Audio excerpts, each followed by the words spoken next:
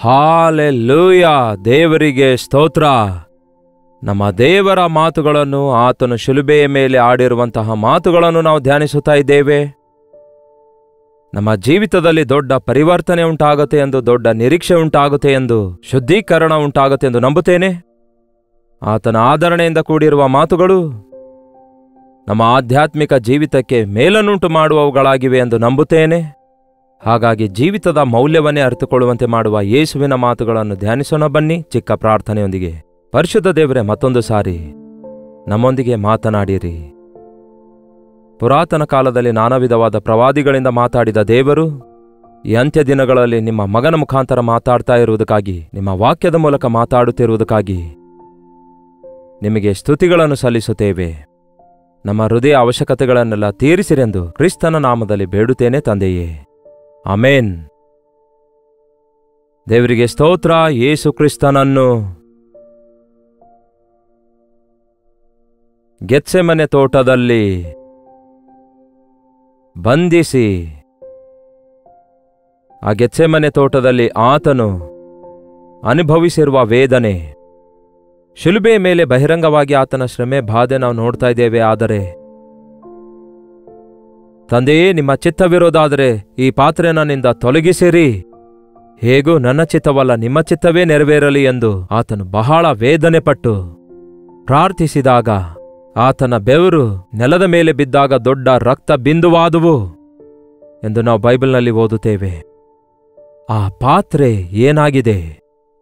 ನಮ್ಮ ಪಾಪದ ಒಂದು ಕಲ್ಮಶ, ದೋಷ, ಶಿಕ್ಷೆಯಾಗಿದೆ. ಪಾಪರಹಿತನಾದ ಯೇಸು ಅದನ್ನು ಹೊತ್ತುಕೊಳ್ಳುವುದಕ್ಕಾಗಿ ಬಹಳ ವೇದನೆ ಪಟ್ಟರು. ಗೆತ್ಸೆಮನೆಯ ತೋಟದಲ್ಲಿ ಅಂತರಂಗದಲ್ಲಿ ಆತನು ಎಷ್ಟೋ ಯಾತನೆ ಪಡುತ್ತಾನೆ. ಆತನ ಬೆವರು ರಕ್ತ ಬಿಂದುವಿನಂತೆ ಸುರಿದಿತು. ಅಲ್ಲಿಯೇ ಆತನು ರಕ್ತ ಸುರಿಸಿದ ಪ್ರಿಯರೇ. ಆತನ ರಕ್ತದಿಂದ ಈ ದಿನ ನಮಗೆ ವಿಮೋಚನೆ ಆಗುತ್ತೆ. ಆ ರೀತಿ ಬಹಿರಂಗವಾಗಿ ಅವಮಾನ ಪಡಿಸಿ ಗಬ್ಬತ್ತ ಎಂದು ಕಲ್ಲುಗಳು ಪೇಣಿಸಿರುವ ಸ್ಥಳಕ್ಕೆ, ಪಿಲಾತನ ನ್ಯಾಯಸ್ಥಾನಕ್ಕೆ ತಂದು ಎಲ್ಲರ ಮುಂದೆ ಅಪಹಾಸ್ಯ ಮಾಡುತ್ತಾ ದೋಷಿಯಾಗಿ ನಿಲ್ಲಿಸಿ, ಕೊರಡೆ ಏಟಿನ ಶಿಕ್ಷೆ ವಿಧಿಸಿ, ಮುಳ್ಕಿರೀಟ ತೊಡಿಸಿ, ಕೈಗಳಿಗೆ ಒಂದು ದಾರದಿಂದ ಕೂಡಿದ ವಸ್ತ್ರವನ್ನು ಸುತ್ತಿ ಎಷ್ಟೊಂದು ಅವಮಾನ ಪಡಿಸಿದ್ದಾರೆಂದು ನಾವು ನೋಡ್ತೇವೆ. ಅದು ಬಹಿರಂಗವಾದ ಅವಮಾನ ಆಗಿದೆ. ನೋಡಿ, ನಾವು ಹೇಳ್ತೇವಲ್ಲವೇ, ಯಾರಾದರೂ ನಮಗೆ ಅವಮಾನ ಪಡಿಸಿದ್ರೆ ನನ್ನ ತಲೆ ಹೋದಂತೆ ಎಂಬುದಾಗಿ. ಎಲ್ಲರ ಮುಂದೆ ನನ್ನ ಮರ್ಯಾದೆ ಹೋಯ್ತು ಅನ್ನುತ್ತಾ ಇರ್ತೇವೆ. ಆದರೆ ನಾವು ರಹಸ್ಯವಾಗಿ ಮಾಡಿರುವಂತಹ ನಮ್ಮ ಪಾಪಗಳಿಗೋಸ್ಕರ, ನಮ್ಮೆಲ್ಲರ ದೋಷಗಳಿಗೋಸ್ಕರ ನಮಗೆ ಬರಬೇಕಾದ ಅವಮಾನ, ನಿಂದೆಯನ್ನು ಬಹಿರಂಗವಾಗಿ ಗಬ್ಬತ್ತ ಎಂಬ ಸ್ಥಳದಲ್ಲಿ ಆತನು ಹೊಂದಿದ್ದಾನೆ. ಆ ನಂತರ ಆತನ ಭುಜದ ಮೇಲೆ ಭಾರವಾದ ಶಿಲುಬೆಯನ್ನು ಹೊರಿಸುತ್ತಾರೆ. ಅದು ಸುಮಾರು 150 ಕೆಜಿ ತೂಕವುಳ್ಳದಾಗಿರುತ್ತೆ. ಆ ಶಿಲುಬೆಯನ್ನು ಆತನ ಭುಜದ ಮೇಲೆ ಇಟ್ಟು ಯೆರೂಸಲೇಮಿನ ಬೀದಿಗಳಿಂದ ಊರ ಆಚೆಗೆ ಸೆಳ್ಕೊಂಡು ಹೋಗಿ ಗೊಲ್ಗೋತಾ ಎಂಬ ಗುಡ್ಡದ ಮೇಲೆ ಆತನನ್ನು ಶಿಲುಬೆಗೆ ಹಾಕುತ್ತಾರೆ. ಕಪಾಲ ಎನ್ನುವಂತಹ ಹೆಸರುಳ್ಳ ಅನೇಕರಿಗೆ ಶಿಲುಬೆಗೆ ಹಾಕುವಂತಹ ಸ್ಮಶಾನದಂತಿತ್ತು ಆ ಸ್ಥಳ. ಅಲ್ಲಿ ಆತನು ಆಕಾಶಕ್ಕೂ ಭೂಮಿಗೂ ಮಧ್ಯದಲ್ಲಿ ನೇತಾಡಲ್ಪಡುತ್ತಾ ನುಡಿದಿರುವ 7 ಮಾತುಗಳನ್ನು ನಾವು ಕೆಲವು ದಿನಗಳಿಂದ ಧ್ಯಾನಿಸುತ್ತಾ ಇದ್ದೇವೆ. ತಂದೆಯೇ, ಅವರು ಏನ್ ಮಾಡುತ್ತಾರೆಂದು ಅವರು ಅರಿಯರು, ಅವರನ್ನು ಕ್ಷಮಿಸಿರಿ ಅನ್ನುತ್ತಾರೆ. 2ನೇದಾಗಿ, ನೀನು ಈ ಹೊತ್ತೇ ನನ್ನ ಸಂಗಡ ಪರದೈಸಿನಲ್ಲಿರುವಿ ಅನ್ನುತ್ತಾರೆ. 3ನೇದಾಗಿ, ಅಮ್ಮ, ಇಗೋ ನಿನ್ನ ಮಗನು, ಇಗೋ ನಿನ್ನ ತಾಯಿ. 4ನೇದಾಗಿ, ನನ್ನ ದೇವರೇ, ನನ್ನ ದೇವರೇ, ಯಾಕೆ ನನ್ನ ಕೈ ಬಿಟ್ಟಿದೆ ಅನ್ನುತ್ತಾರೆ. 5ನೇದಾಗಿ, ನನಗೆ ನೀರಡಿಕೆ ಆಗಿದೆ ಅನ್ನುತ್ತಾರೆ. ಈ ದಿನ 6ನೆಯ ಮಾತನ್ನು ಧ್ಯಾನಿಸೋಣ. ಯೋಹಾನ ಸುವಾರ್ತೆ 19ನೇ ಅಧ್ಯಾಯ 30ನೇ ವಚನ. ಯೇಸು ಆ ಹುಳಿರಸವನ್ನು ತಕ್ಕೊಂಡ ಮೇಲೆ ತೀರಿತು ಎಂದು ಹೇಳಿ ತಲೆಬಾಗಿಸಿ ಆತ್ಮವನ್ನು ಒಪ್ಪಿಸಿಕೊಟ್ಟನು. ಅಂದರೆ ಸಮಾಪ್ತವಾಯಿತು. ಮೊದಲ 3 ಮಾತುಗಳನ್ನು ಆತನು ಸ್ವಲ್ಪ ಗ್ಯಾಪ್ ಕೊಟ್ಟು ಸ್ವಲ್ಪ ಸಮಯ ತೆಗೆದುಕೊಂಡು ಮಾತಾಡಿದ್ರು. ಆದರೆ ಕೊನೆಯ 3 ಮಾತುಗಳು ಗಮನಿಸಿರಿ. ಕೊನೆಯ 3 ಮಾತುಗಳು ಮುಖ್ಯವಾಗಿ ಬೇಗನೆ ಒಂದಾದ ನಂತರ ಒಂದು ತಕ್ಷಣವೇ ಮಾತಾಡಿರುವಂತೆ ನಾವು ಗಮನಿಸುತ್ತೇವೆ. ನನಗೆ ನೀರಡಿಕೆ ಆಗಿದೆ ಎಂದು ಯೇಸು ಹೇಳಿದಾಗ, ಹುಳಿರಸವನ್ನು ಯೇಸುವಿಗೆ ತಲುಪಿಸಿದಾಗ, ಯೇಸು ಅದನ್ನು ಕುಡಿದ ಮೇಲೆ ಎಲ್ಲವೂ ತೀರಿತು ಎಂದು ಹೇಳಿ ತನ್ನ ಆತ್ಮವನ್ನು ಒಪ್ಪಿಸಿಕೊಟ್ಟನು. ಯಾವುದು ತೀರಿತು? It is finished. ಡನ್. ಏನದು? ಮಾನವರಿಗೆಲ್ಲ ಬರಬೇಕಾಗಿರುವ ಪಾಪ ಶಿಕ್ಷೆಯಿಂದ ಬಿಡುಗಡೆಯ ಕಾರ್ಯವು ತೀರಿತು. ರಕ್ಷಣೆಯ ಕಾರ್ಯವು ಸಮಾಪ್ತವಾಯಿತು. ಇದಕ್ಕೋಸ್ಕರವೇ ನಾನು ಈ ಲೋಕಕ್ಕೆ ಬಂದಿದ್ದೇನೆ ಎಂದು ಯೇಸು ಹೇಳಿರುವ ಮಾತು ಸಮಾಪ್ತವಾಯಿತು. ಲೋಕದ ಪಾಪವನ್ನೆಲ್ಲ ಹೊತ್ಕೊಂಡು ಹೋಗಲು ಬಂದಂತಹ ಯೇಸು ಅವುಗಳಿಗೆ ಪರಿಹಾರ ಮಾಡುವಂಥದ್ದು ಸಮಾಪ್ತವಾಯಿತು. ಆ ದಿನಕ್ಕೆ ರಕ್ಷಣೆಯ ಕಾರ್ಯವು ಸಮಾಪ್ತವಾಯಿತು. ಒಬ್ಬ ಪಾಪಿ ರಕ್ಷಿಸಲ್ಪಡುವುದಕ್ಕಾಗಿ ಏನು ಮಾಡುವ ಅಗತ್ಯವಿಲ್ಲ. ನಮ್ಮ ಕಾಣಿಕೆಗಳು, ನಮ್ಮ ದಾನ ಧರ್ಮಗಳು, ನಮ್ಮ ಸ್ವಾನೀತಿ ಕಾರ್ಯಗಳು ಯಾವುದೂ ಅಗತ್ಯವಿಲ್ಲ. ಬೆಲೆ ಕೊಟ್ಟು ಕೊಂಡುಕೊಳ್ಳಲು ಆಗದೇ ಇರುವ ಈ ರಕ್ಷಣೆ, ನಿರ್ದೋಷವೂ ನಿಷ್ಕಳಂಕವೂ ಆಗಿರುವ ರಕ್ತವನ್ನು ಸುರಿಸಿ ಪಾಪ ವಿಮೋಚನೆಯ ಕಾರ್ಯವನ್ನು ಯೇಸು ನೆರವೇರಿಸಿದ್ದಾರೆ. ಸಹೋದರರೇ, ನಾವು ರಕ್ಷಿಸಲ್ಪಡಬೇಕಾದ್ರೆ ಏನ್ ಮಾಡಬೇಕು ಅಂದಾಗ ಯಜ್ಞ ಅರ್ಪಿಸಿರಿ, ಬಲಿ ಅರ್ಪಿಸಿರಿ ಎಂದು ಹೇಳಲಿಲ್ಲ. ಕರ್ತನಾದ ಯೇಸು ಕ್ರಿಸ್ತನಲ್ಲಿ ನಂಬಿಕೆ ಇಡು, ಆಗ ನೀನು ನಿನ್ನ ಮನೆಯವರೆಲ್ಲರೂ ರಕ್ಷಿಸಲ್ಪಡುತ್ತೀರಿ ಎಂದು ಪೌಲನು ಹೇಳ್ತಾನೆ. ಯೇಸು ಕ್ರಿಸ್ತನು ನಿನಗೋಸ್ಕರ ಮಾಡಿರುವ ಶಿಲುಬೆಯ ಯಜ್ಞೆಯಲ್ಲಿ ನಂಬಿಕೆ ಇಡೀರಿ. ಶಿಲುಬೆಯ ಮೇಲೆ ನಿಮ್ಮ ಪಾಪಕ್ಕೆ ಪರಿಹಾರ ಮಾಡಲಾಯಿತು ಎಂಬುದಾಗಿ ನಂಬಿರಿ. ನಿಮ್ಮ ಪಾಪಗಳಿಗೆ ಕ್ಷಮಾಪಣೆ ದೊರಕುತ್ತದೆ. ನಮ್ಮನ್ನು ಬಿಡಿಸುವುದಕ್ಕಾಗಿ ರಕ್ಷಣೆಯ ಕಾರ್ಯವನ್ನು, ವಿಮೋಚನೆಯ ಕಾರ್ಯವನ್ನು ಯೇಸು ಪರಿಪೂರ್ಣಗೊಳಿಸಿದ್ದಾರೆ. ನಿಮಗೆ ಅರ್ಥವಾಗ್ತಿದೆಯಾ? ನಾವೆಲ್ಲರೂ ಪಾಪ ಮಾಡಿ ಸೈತಾನನಿಗೆ ಮಾರಲ್ಪಟ್ಟವರಾಗಿದ್ದೆವು. ಅವನಿಗೆ ಬಂದಿಯಾಳುಗಳಾಗಿ ಬಳಲುತ್ತಾ ಇದ್ದೆವು. ಅವನು ಲೋಕಾಧಿಕಾರಿಯಾಗಿ ಇನ್ನೂ ಬೆಳೆಯುತ್ತಾ ಇದ್ದ. ಯೇಸು ಕ್ರಿಸ್ತನು ಶಿಲುಬೆಯ ಮೇಲೆ ಯಾವಾಗ ತನ್ನ ಪ್ರಾಣವನ್ನು ಅರ್ಪಿಸಿಕೊಟ್ಟರೋ, ಎಲ್ಲವೂ ತೀರಿತು ಅಂದರೋ, ರಕ್ಷಣೆ ಕಾರ್ಯವು ಸಿದ್ಧವಾಗಿಯೇ ಇದೆ. ಆಹಾರ ಸಿದ್ಧ ಮಾಡಲಾಗಿದೆ, ಆದರೆ ತಿನ್ನಲು ಬರುತ್ತಾ ಇಲ್ವಲ್ಲವೇ? ಎಲ್ಲವೂ ಸಿದ್ಧವಾಗಿದೆ, ಆದರೆ ಅಂಗೀಕಾರ ಮಾಡುತ್ತಾ ಇಲ್ಲವಲ್ಲವೇ? ಅದಕ್ಕೆ ಯೇಸು ತಡ ಮಾಡ್ತಿದ್ದಾರೆ ತನ್ನ ಎರಡನೆಯ ಬರೋಣದ ವಿಷಯದಲ್ಲಿ ಎಂದು ಬೈಬಲ್ ಹೇಳುತ್ತದೆ. ಯೇಸು ಮಾಡಬೇಕಾದ ಕಾರ್ಯಗಳನ್ನು ನಮಗೋಸ್ಕರ ಮಾಡಿ ಮುಗಿಸಿದ್ದಾರೆ. ಈ ದಿನ ನಾವು ಮಾಡಬೇಕಾದದ್ದೇನೂ ಇಲ್ಲ, ಆತನಲ್ಲಿ ನಂಬಿಕೆ ಮಾತ್ರ ಇಡುವವರಾಗಿರಬೇಕು. ಆತನಲ್ಲಿ ನಂಬಿಕೆ ಇಡಬೇಕು ಅಷ್ಟೇ. ನನ್ನ ಸ್ಥಾನದಲ್ಲಿ ನನ್ನ ಕರ್ತನು ನನಗೋಸ್ಕರ ಮರಣ ಹೊಂದಿದ್ದಾನೆ ಎಂದು ನಂಬುವುದಾದರೆ ನಿಮ್ಮ ಜೀವಿತದಲ್ಲಿ ನೀವು ಜಯ ಕಾಣುತ್ತೀರಿ. ಸಮಾಪ್ತಿಯಾಯಿತು. ರಕ್ಷಣೆಯ ಕಾರ್ಯವು ಸಮಾಪ್ತಿಯಾಯಿತು.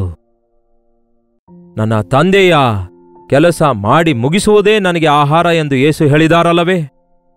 ಈ ಲೋಕಕ್ಕೆ ಬಂದಾಗ ಆ ಶಿಲುಬೆಯ ಯಜ್ಞಕ್ಕೋಸ್ಕರ ತಾನು ಗುರಿಯ ಕಡೆಗೆ ಓಡಿರುವುದನ್ನು ನಾವು ಕಾಣುತ್ತೇವೆ. ಹಗಲಿರುವಾಗಲೇ ಕೆಲಸ ಮಾಡಬೇಕು, ಕತ್ತಲೆ ಬರುತ್ತದೆ ಎಂದು ಹೇಳಿದ ಯೇಸು ಆತನು 3.5 ವರ್ಷಗಳಲ್ಲಿ ಮಾಡಿರುವಂತಹ ಕಾರ್ಯಗಳೆಲ್ಲ ಗಮನಿಸುವುದಾದರೆ ಎಷ್ಟೋ ಜನರನ್ನು ಸ್ವಸ್ಥಪಡಿಸುತ್ತಾರೆ, ಬಿಡುಗಡೆಗೊಳಿಸುತ್ತಾರೆ. ಎಷ್ಟೊಂದು ರೀತಿಯ ಸಮೂಹಗಳಿಗೆ, ಗುಂಪುಗಳಿಗೆ ಆತನು ಪರಲೋಕ ರಾಜ್ಯದ ಕುರಿತಾಗಿ ವಿವರಿಸಿದ್ದಾರೆ ಎಂಬುದನ್ನು ನಾವು ನೋಡಬಲ್ಲೆವು. ನೀವು, ನಾನು, ನಾವೆಲ್ಲರೂ ನಿತ್ಯ ನರಕಕ್ಕೆ ಹೋಗದಂತೆ ಪರಲೋಕ ರಾಜ್ಯಕ್ಕೆ ವಾರಸುದಾರರಾಗುವುದಕ್ಕಾಗಿ ಅದಕ್ಕೆ ಬೇಕಾದ ಕಾರ್ಯವನ್ನೆಲ್ಲ ಸಿದ್ಧಪಡಿಸಿದ್ದಾರೆ. ಈ ದೇಶದಿಂದ ಇನ್ನೊಂದು ದೇಶಕ್ಕೆ ಹೋಗಬೇಕಾದರೆ ನಮಗೆ ಸ್ಟ್ಯಾಂಪ್ ಬೇಕಾಗುತ್ತೆ ಅನ್ನುತ್ತಾರೆ ಕೆಲವರು. ಎಸ್, ಸ್ಟ್ಯಾಂಪ್ ಬಿದ್ದಿದೆ, ಪರಲೋಕದ ನಾಗರಿಕತೆ ಕೊಡಲ್ಪಟ್ಟಿದೆ. ನಿಮಗೆ ನಿಮ್ಮ ಟಿಕೆಟ್ ಬುಕ್ ಆಗಿದೆ. ನಿಮಗೆ ಪರಲೋಕ ರಾಜ್ಯಕ್ಕೆ ವಾರಸುದಾರರಾಗುವ ಹಕ್ಕು ಕೊಡಲಾಗಿದೆ. ವಾರಸುದಾರನಾಗಿ ನೀವು ಅಂಗೀಕರಿಸಲ್ಪಟ್ಟಿದ್ದೀರಿ. ಇದನ್ನು ನಂಬುತ್ತಾ ಇದ್ದೀರಾ? ಇನ್ನೂ ನಂಬಲಿಲ್ವಲ್ಲ, ಅಂಗೀಕರಿಸಲಿಲ್ವಲ್ಲ.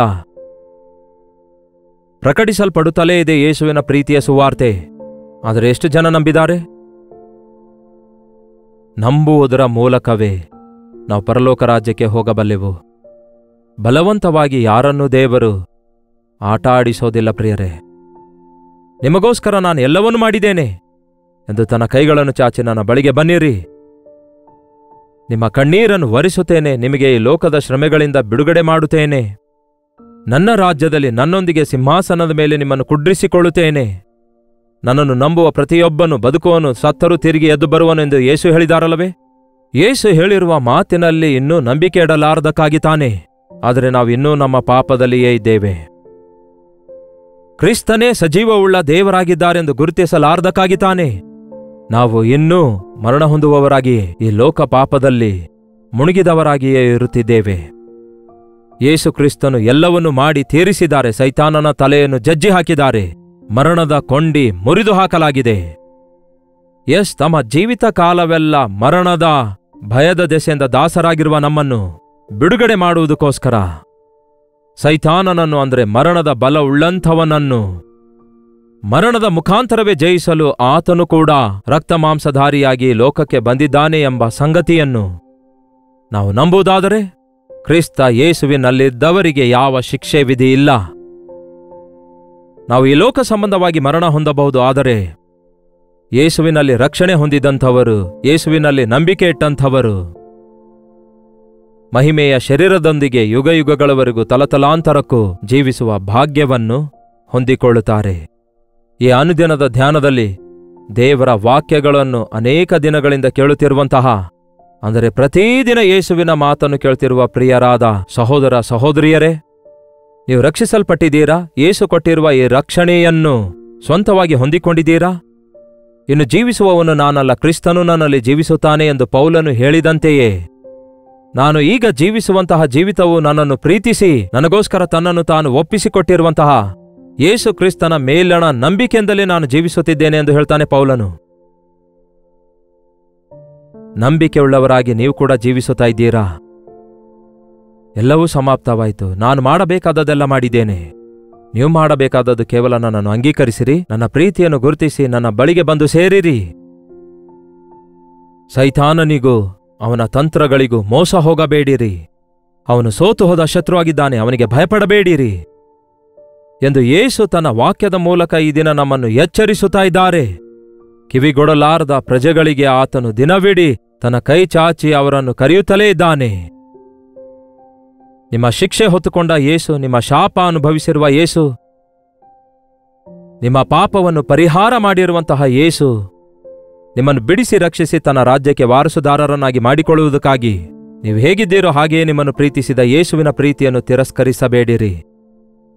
ನಾನು ನನ್ನ ಬದುಕಿನಲ್ಲಿ ಯೇಸುವಿನ ಕುರಿತು ಅರ್ಥರೂ ಸಹ ಕೆಲವು ತಿಂಗಳುಗಳವರೆಗೂ ನಾನು ಆತನನ್ನು ಎದುರಿಸಿದ್ದೇನೇನೋ, ಆದರೆ ಅದಾದ ನಂತರ ಆತನ ಪ್ರೀತಿಯ ಮುಂದೆ ನಾನು ಬಂದಿಯಾಳಾದೆನು. ನನ್ನನ್ನು ಎಷ್ಟೇ ಪ್ರೀತಿಸಿದರೂ ಸಹ ಆತನಿಗೆ ತಿರುಗಿ ಬೀಳುತ್ತಾ ಆತನಲ್ಲಿ ನಂಬಿಕೆ ಇಡದೆ ಇದ್ದಾಗ ನನಗೋಸ್ಕರ ಯಜ್ಞವಾಗಿ ಅರ್ಪಿಸಿಕೊಟ್ಟಿರುವ ಯೇಸುವಿನ ಸುವಾರ್ತೆಯನ್ನು ನಾನು ಕೇಳಿದಾಗ, ಆತನ ಸನ್ನಿಧಿಯಲ್ಲಿ ಮೊಳಕಾಲೂರಿ ಪ್ರಾರ್ಥಿಸಿದಾಗ, ಆತನ ದರ್ಶನ ಹೊಂದಿಕೊಂಡಾಗ ನನ್ನ ಬದುಕಿನಲ್ಲಿ ದೊಡ್ಡ ಮಾರ್ಪಡುವಿಕೆ ಉಂಟಾಯಿತು. ನನ್ನ ದೋಷಗಳಿಗೋಸ್ಕರ ಆತನು ಜಜ್ಜಲ್ಪಟ್ಟಿದ್ದಾನೆ. ನಮ್ಮ ವ್ಯಸನಗಳನ್ನೆಲ್ಲ ಆತನೇ ಹೊತ್ತುಕೊಂಡ. ನಮ್ಮ ಅಪರಾಧಗಳ ದೆಸೆಯಿಂದ ಆತನಿಗೆ ಗಾಯವಾಯಿತು. ನಮ್ಮ ದೋಷಗಳ ದೆಸೆಯಿಂದ ಆತನು ಜಜ್ಜಲ್ಪಟ್ಟ. ನಮ್ಮ ಅಪರಾಧ ಪರಿಹಾರದ ಪ್ರಾಯಶ್ಚಿತ್ತ ಬಲಿ ಆತನು ಹೊತ್ತುಕೊಂಡ. ಬಲಿಗಾಗಿ ಸಿದ್ಧನಾದ. ಇದನ್ನು ಅಂಗೀಕರಿಸುವುದಾದರೆ ಅದ್ಭುತ ಉಂಟಾಗುತ್ತೆ ನಿಮ್ಮ ಜೀವಿತದಲ್ಲಿ. ಸೋತು ಹೋದ ಶತ್ರುವಾಗಿರುವ ಸೈತಾನನಿಗೆ ಭಯಪಡುವ ಅಗತ್ಯವಿಲ್ಲ. ಲೌಕಿಕ ಆಕರ್ಷಣೆಗಳಿಗೆ ಒಳಗಾಗುವ ಅವಶ್ಯಕತೆ ಇಲ್ಲ. ಮೃತ್ಯುದೇಹವುಳ್ಳ ಈ ಜೀವಿತದಿಂದ ಯೇಸು ನಮ್ಮನ್ನು ಬಿಡಿಸಿ ಮಹಿಮೆಯ ಶರೀರವುಳ್ಳ ಜೀವಿತಕ್ಕೆ, ಪರಲೋಕ ರಾಜ್ಯಕ್ಕೆ ನಮ್ಮನ್ನು ವಾರಸುದಾರರನ್ನಾಗಿ ಮಾಡಲು ಯೇಸುವಿನ ಶಿಲುಬೆಯ ಯಜ್ಞ ಆ ಕಾರ್ಯ ಮಾಡಿ ಮುಗಿಸಿತು. ಎಷ್ಟೋ ಸಾರಿ ಶಿಲುಬೆಯ ಸುವಾರ್ತೆಯನ್ನು ಕೇಳುತ್ತಾ ಸಿದ್ಧವಾಗಿರುವ ರಕ್ಷಣೆಯನ್ನು ಅಂಗೀಕರಿಸದೆ ಮುಂದೂಡಿಸುತ್ತಿರುವಂತಹ ಸಹೋದರ ಸಹೋದರಿ, ಇದು ಒಂದು ವೇಳೆ ನಿಮ್ಮ ಜೀವಿತದಲ್ಲಿಯೇ ಕೊನೆಯ ಅವಕಾಶ ಆಗಿದೆಯೇನೋ? ನಮ್ಮ ಉಸಿರು ನಮ್ಮನ್ನು ಬಿಟ್ಟು ಹೋಗುವ ಮುಂಚೆಯೇ, ಈ ಲೋಕದ ಯಾತ್ರೆ ನಾವು ಮುಗಿಸುವುದಕ್ಕಿಂತ ಮುಂಚೆಯೇ ನಮ್ಮ ರಕ್ಷಕನು ನಮ್ಮ ಕರ್ತನೂ ಆಗಿರುವ ಯೇಸು ಕ್ರಿಸ್ತನನ್ನು ನಮ್ಮ ಸ್ವಂತ ರಕ್ಷಕನನ್ನಾಗಿ ಅಂಗೀಕರಿಸಿ, ನನ್ನ ಸ್ಥಾನದಲ್ಲಿ ನನಗೋಸ್ಕರ ಮರಣ ಹೊಂದಿರುವ ದೇವರೇ, ನಿಮಗೆ ಸಾಕ್ಷಿಯಾಗಿ ಈ ಲೋಕದಲ್ಲಿ ಜೀವಿಸುತ್ತೇನೆ, ನಿಮ್ಮ ರಾಜ್ಯದ ವಾರಸುದಾರನನ್ನಾಗಿ ನಿರಂತರವೂ ನಿಮ್ಮೊಂದಿಗೆ ಇರುತ್ತೇನೆ ಎಂಬ ಒಂದು ತೀರ್ಮಾನ ಮಾಡಿಕೊಳ್ಳೋದಾದರೆ ಅದ್ಭುತವಾದ ಕಾರ್ಯಗಳನ್ನು ನಮ್ಮ ಜೀವಿತದಲ್ಲಿ ನೋಡಬಲ್ಲೆವು. ಯೇಸು ಎಷ್ಟೊಂದು ನಮ್ಮನ್ನು ಪ್ರೀತಿಸಿದ್ದಾರೆ ನೋಡಿ. ಒಂದೇ ಒಂದು ಸಾರಿ ಯೇಸು ನಮ್ಮೆಲ್ಲರ ಪಾಪಗಳಿಗೋಸ್ಕರ ವರ್ತಮಾನ ಭೂತ ಭವಿಷ್ಯತ್ ಕಾಲದಲ್ಲಿರುವ ಪ್ರತಿಯೊಬ್ಬರಿಗೋಸ್ಕರ ತನ್ನ ಪ್ರಾಣ ಕೊಟ್ಟಿದ್ದಾರೆ. ಆತನಲ್ಲಿ ನಂಬಿಕೆ ಇಟ್ಟಂತಹ ಎಲ್ಲರಿಗೂ, ಯಾರ್ಯಾರು ಆತನನ್ನು ಅಂಗೀಕರಿಸಿದರೋ ಅವರೆಲ್ಲರಿಗೆ ಆತನ ಮಕ್ಕಳಾಗುವ ಅಧಿಕಾರವನ್ನು ಆತನು ಕೊಟ್ಟಿದ್ದಾನೆ. ಯೇಸುವೆ, ಇಷ್ಟೊಂದು ನನ್ನನ್ನು ಪ್ರೀತಿಸಿ ನನಗೋಸ್ಕರ ಶಿಲುಬೆಯಲ್ಲಿ ಪ್ರಾಣ ಕೊಟ್ಟು ಪಾಪ ಪರಿಹಾರ ಮಾಡಿರುವ ಕ್ರಿಸ್ತನೇ, ನಾನು ನಿನ್ನನ್ನು ನಂಬುತ್ತೇನೆ ಎಂದು ದೇವರೊಂದಿಗೆ ಒಂದು ಒಪ್ಪಂದ ಮಾಡಿಕೊಳ್ಳೋಣವೇ? ಪ್ರಾರ್ಥನೆ. ಪರಿಶುದ್ಧನೇ, ಪ್ರೀತಿಯುಳ್ಳ ತಂದೆಯೇ, ಶಿಲುಬೆಯೇ ನನಗೆ ಶರಣಸ್ಥಾನ ಎಂದು ಆ ದಿನ ಭಕ್ತರು ಹಾಡಿದಂತೆಯೇ, ಶಿಲುಬೆಯಲ್ಲಿಯೇ ನಮಗೆ ಮುಕ್ತಿ ದೊರಕುತ್ತದೆ ಎಂದು, ಪಾಪ ಕ್ಷಮಾಪಣೆ ದೊರಕುತ್ತದೆ ಎಂದು, ಶಿಲುಬೆಯಲ್ಲಿಯೇ ನನ್ನ ಕರ್ತನು ನನಗೋಸ್ಕರ ಯಜ್ಞವಾಗಿದ್ದಾರೆ, ನನ್ನ ಪಾಪಕ್ಕೆ ಪರಿಹಾರವಾಗಿ ನನಗೆ ನೂತನವಾದ ಜೀವಿತ ಅನುಗ್ರಹಿಸಿದ್ದಾರೆ ಎಂದು ನಂಬುವುದಕ್ಕೆ ನಮ್ಮ ಪ್ರತಿಯೊಬ್ಬರಿಗೂ ಸಹಾಯ ಮಾಡಿರಿ. ಸಿದ್ಧ ಮಾಡಿಟ್ಟಿರುವ ರಕ್ಷಣೆಯನ್ನು ಅಂಗೀಕರಿಸುವಂತಹ ನಂಬಿಕೆಯನ್ನು ನಮ್ಮೆಲ್ಲರಿಗೂ ದಯಪಾಲಿಸಿರಿ. ಇಗೋ, ಬಾಗಲ ಬಳಿಯಲ್ಲಿ ನಿಂತು ನಾನು ತಟ್ಟುತ್ತಿದ್ದೇನೆ, ಯಾವನಾದರೂ ಬಾಗಲನ್ನು ತೆರೆದರೆ ನಾನು ಒಳಗಡೆ ಬರುತ್ತೇನೆ ಎಂದು ಹೇಳಿದೀರಿ. ನಿಮ್ಮ ಮೆಲ್ಲನೆಯ ಸ್ವರವನ್ನು ಕೇಳಿ ನಿಮ್ಮನ್ನು ನಮ್ಮ ಹೃದಯಗಳಲ್ಲಿ ಆಹ್ವಾನ ಮಾಡಿಕೊಳ್ಳಲು ನಮ್ಮೆಲ್ಲರಿಗೂ ಸಹಾಯ ಮಾಡಿರಿ.